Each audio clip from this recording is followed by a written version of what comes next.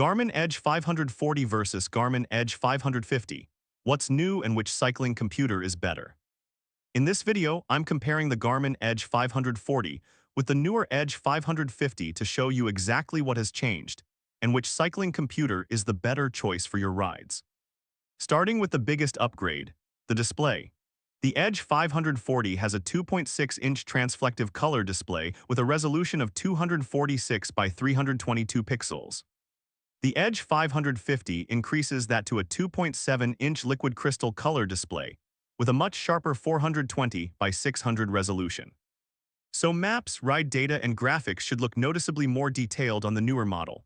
Neither model has a touchscreen, both rely on physical buttons. The Edge 550 also doubles the internal storage from 16 GB on the Edge 540 to 32 GB. Both support Maps, Wi-Fi map management, Trailforks data up to 100 courses and up to 200 hours of ride history. However, there's a significant trade-off: battery life. The Edge 540 can deliver up to 26 hours of normal demanding use and up to 42 hours in battery saver mode. The Edge 550 is rated for up to 12 hours of demanding use and up to 36 hours in battery saver mode. So riders doing very long events may actually prefer the older Edge 540. The Edge 550 is also larger and heavier. It weighs 110 grams compared with just 80.3 grams for the Edge 540. Both retain an IPX7 water rating and support multiband GNSS for accurate positioning. Where the Edge 550 becomes more interesting is its newer ride intelligence. Garmin adds smart fueling alerts that can recommend carbohydrate and hydration intake based on factors such as your fitness, course demands, heat, and humidity. You also get real-time weather maps with radar and wind information when paired with a compatible smartphone, plus road hazard alerts reported by other cyclists and enhanced group ride functionality. The Edge 540 is hardly outdated though.